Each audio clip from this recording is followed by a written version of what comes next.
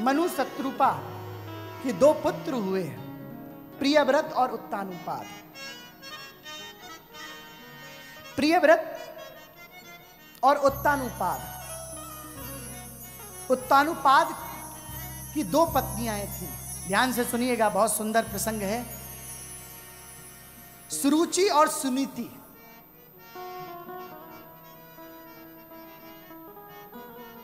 सुनीति के पुत्र का नाम ध्रुव था और सुरुचि के पुत्र का नाम उत्तम था।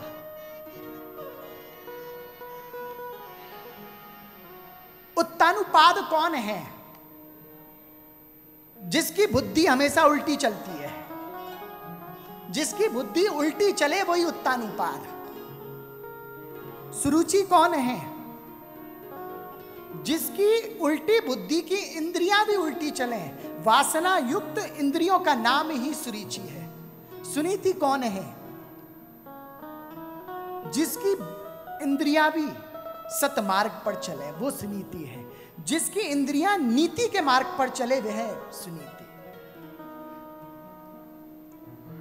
प्राय प्राय देखा जाता है, जिसकी बुद्धि उल्टी होती है उसका ध्यान टॉकीजों में, मूवियों में ज्यादा होता है, वृंदावन गोवर्धन की परिक्रमा लगाने में कम होता है। अभी किसी से कहा जाए कि पार्टी में चल रहे हैं, तुरंत व्यक्ति के जितने भी बीमारी है, जितने भी उसके रोग हैं, वो सब समाप्त हो जाएंगे। और उसी व्यक्ति से कहो आओ आज व्रत कर लें, उपवास कर लें, आओ आज किसी तीर्थ पर एक तीर्थ यात्रा करके आए, महाराज तुरंत ना जाने कहां से फीवर आ जावे उसको। ये प्रवृत्ति है। उत्तानुपाद के 2 महल, अपने महल में सुरुचि को रखता था। ध्यान से सुनिएगा, ये उत्तानुपाद का एक एक जो प्रसंग है वो हमारी इंद्रियों से को रिलेट करता है। और सूक्ष्म रूप में मैं स्पर्श करते हुए यात्रा को आगे बढ़ाऊंगा। मैं आगे बढ़ाऊंगा कहता हूं तो आधे लोग बड़े प्रसन्न हो जाएं कि महाराज जी बीच बीच में भूले नहीं है, याद है कि उनको कथा समाप्ति भी करनी है। प्राय प्राय हम भोग विलास की चीजों को अपने करीब ज्यादा रखते हैं।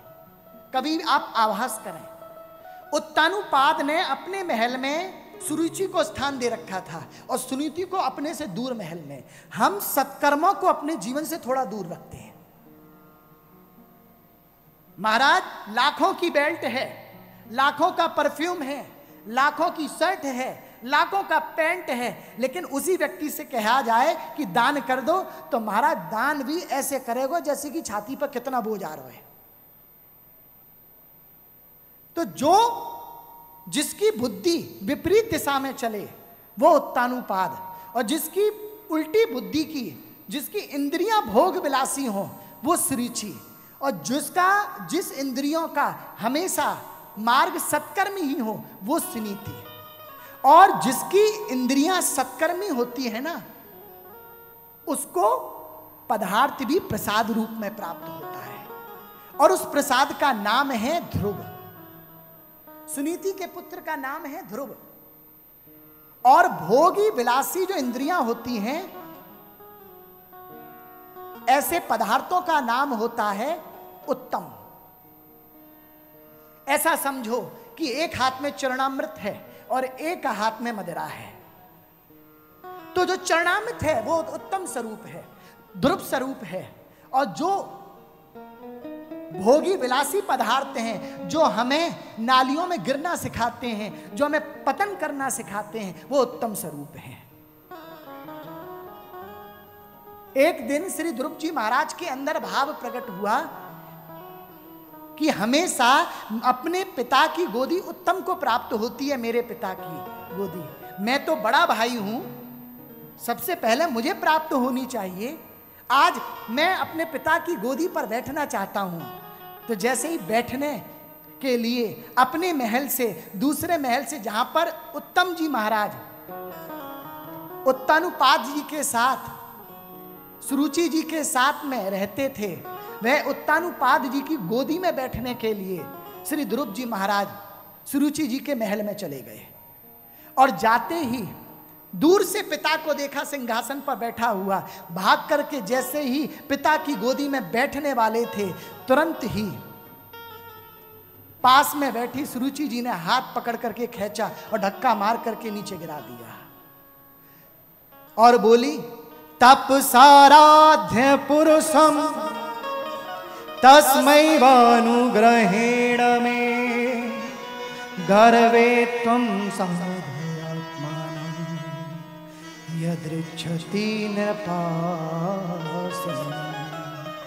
हे ध्रुव, तू तपस्या कर, तू तप कर, और तप करने के बाद में जब तू मेरी कोख से जन्म लेगा तब तू इस सिंहासन बैठने के लिए राजी होना, तब तू अधिकारी है।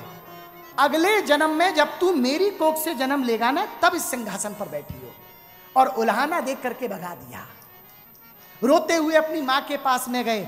आज की माँ के पास में जाती तो डंडा लेकर के मारने के लिए फिरती महाराज, लड़ाई होने लगती, महाभारत छिड़ जाती। आज की माँ तो प्यारे अपने पुत्र की, अगर एक पुत्र ने गलती भी की हुई हो और उसके किसी परिचित ने उसको डांट दिया तो उसको भी डांट देती है, मेरे पुत्र से बोला क्यों।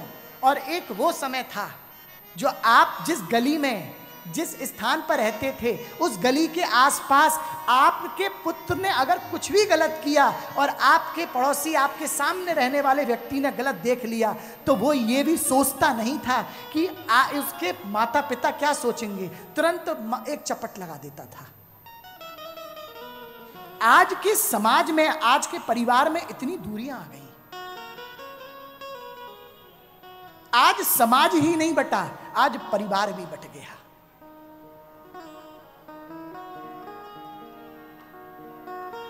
सतयुग में 2 ग्रहों में लड़ाई होती थी, देव और असुरगण। त्रेता युग में 2 देश में लड़ाई होने लगी, लंका और अयोध्या। द्वापर युग में 2 परिवार में लड़ाई होने लगी, कौरव और पांडव। और कलयुग में आज व्यक्ति को दूसरे से लड़ने की आवश्यकता ही नहीं, क्योंकि वो खुद अपने आप से लड़ रहा है। आज के समय में साहब, आज व्यक्ति अपने आप से जूझ रहा है। श्री ध्रुव जी महाराज रोते हुए अपनी मां सुनीति जी के पास जाते हैं और सुनीति जी से कहते हैं, आज मैं अपनी पिता की गोदी में बैठना चाह रहा था और सुरुचि माता जी ने मुझे उल्हाना दे करके हटा दिया। यहां सुनीति माता जी जो भाव प्रकट करती हैं, सुनीति माता जी कहती है, क्या गलत कहा, तप करने चला जा। और तप करने के बाद जब तू भगवान को प्राप्त करेगा ना, तो जिस सिंहासन से तुझे हटाया है ना, ऐसे हजारों सिंहासन तेरे चरणों में पड़े होंगे महाराज, ऐसे हजारों सिंहासन तेरे चरणों में पड़े होंगे। जा। ध्रुव जी महाराज कहते हैं, मैं तो अभी कुलयोगी हूं, मैं तो अभी बालक हूं। आज की माए होती तुरंत अपने सीने से चुपका लेती महाराज। लेकिन सुनीति महाराज ने कहा कि देख, भजन की कोई उम्र नहीं होती, भजन की कोई सीमा नहीं होती, कोई आयु नहीं होती। इसी समय, इसी क्षण चला जा। ध्रुव जी महाराज कहते हैं, मैं क्या भगवान को प्राप्त कर सकूंगा, मुझे तो कुछ नहीं आता। सुनीति माता जी कहती हैं, भगवान को प्राप्त करने के लिए कुछ आना जरूरी नहीं होता। भगवान को प्राप्त करने के लिए सिर्फ प्यारे रोना पड़ता है, रोना पड़ता है। तू एक बार एक आंसू बहा करके तो देख, सालेग्राम फाड़ करके अगर राधा रमण ना प्रकट हो जाए तो बोल देना। एक बार तू आकर के तो देख, रो करके तो देख। जाने लगे और जैसे ही धेली के बाहर कदम रख रहे थे, तुरंत अपने आप को रोका, पीछे मुड़े, मैया अभी भी सोच लो। और पीछे से आवाज आती है, आज मैं तुझे कसम दे रही हूं, जब तक भगवान को प्राप्त ना कर ले तब तक इस धेली पर कदम मत रखिए, चला जा। अगर अपने पुत्र को, अपने पुत्रियों को, अपने संतान को बनाना है तो मां को आज के समय में ऐसा बनना पड़ेगा। अपने पेरेंट्सों को, अपने पितरों को ऐसा बनना पड़ेगा। अंदर से कोमल रहो, बाहर से कभी कभी कठोर बनना पड़ता है अच्छी शिक्षा देने के लिए। चल दिए, आगे गए। बीच रास्ते में श्री नारद जी महाराज का संग प्राप्त हुआ। श्री नारद जी महाराज छोटे से बालक को देखते हैं, हे बालक कहां जा रहे हो। श्री ध्रुव जी महाराज कहते हैं, मैं मधुवन जा रहा हूं। मैं ब्रज में जा रहा हूं और मधुबन जाकर के, जंगल जाकर के मैं भगवान की प्राप्ति, भगवान का भजन करूंगा। श्री नारद जी महाराज कहते हैं तुम्हारी आयु देख करके तो नहीं लगता कि तुम भगवान को प्राप्त कर भी पाओगे। और जिस जंगल में तुम जा रहे हो ना, उस जंगल में बहुत शेर चीते रहते हैं, जीव जंतु रहते हैं, तुम्हें खा देंगे, मार देंगे, इसलिए घर लौट जाओ, अभी भी विचार को परिवर्तन कर लो। ध्रुव जी महाराज कहते हैं माँ को संकल्प दे करके आया हूं, अब जब तक भगवान को प्राप्त ना कर लूँ ना तब तक धेली को स्पर्श नहीं करूंगा। अगर खाना ही है ना तो मैं भोजन बनने के लिए तैयार हूं, लेकिन मैं बिना परमात्मा की प्राप्ति के मैं अपने महल, अपनी माँ को अपना चेहरा नहीं दिखाऊंगा।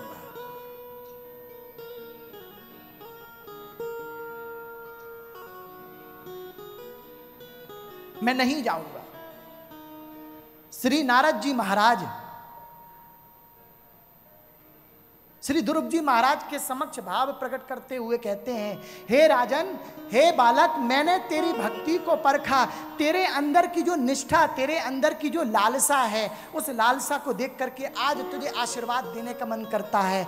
जा, मैं तुझे घर, और इस मंत्र के जाप के प्रभाव से जो भगवान की तू उपासना करने जा रहा है, वो भगवान के पास तुझे जाने की आवश्यकता नहीं होगी, भगवान ही खुद दौड़ करके तेरे पास चला आएगा। प्यारे, भगवान ही खुद तेरे पास चला आएगा। आशीर्वाद प्रदान किया और 5.5 वर्ष का वह बालक श्री ध्रुव जी महाराज ने कठोर तपस्या करते हुए, श्री ध्रुव जी महाराज ने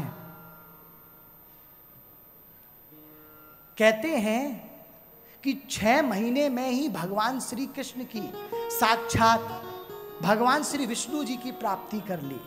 जंगल में जाकर के कठोर तपस्या करी, उपवास किया, कुछ समय तक फलाहार ग्रहण किया, फलाहार ग्रहण करने के बाद में फलाहार भी त्याग दिया, फिर जल ग्रहण किया, जल भी त्याग दिया, कुछ समय पत्ते ग्रहण करके अपना तपस्या का भाव अग्रसित आगे करते।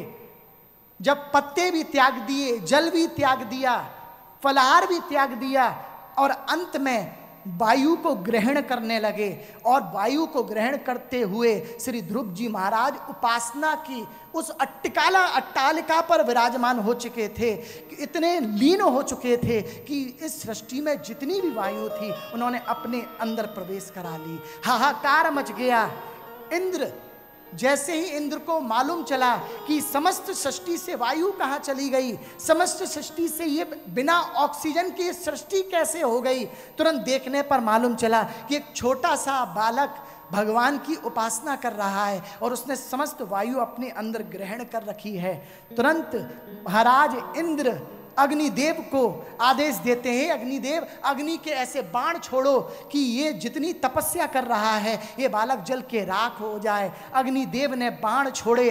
ठाकुर वैकुंठ में वैकुंठाधिपति अपने सिंहासन पर बैठे हुए थे। जैसे ही ओम नमो भगवते वासुदेवाय का उच्चारण, भाव, प्रेम भरा भाव श्री भगवान विष्णु जी को प्राप्त हुआ, उनके कानों में प्राप्त हुआ, उनके मन को स्पर्श हुआ। भगवान से पहले ही अग्नि के बाण के सामने खड़े होकर के उस बाण से रक्षा करी श्री ध्रुव जी महाराज की और खुद की वैजंती माला को उतार करके उस बालक श्री ध्रुव जी महाराज के गले में मानो वैजंती माला धारण करा दी।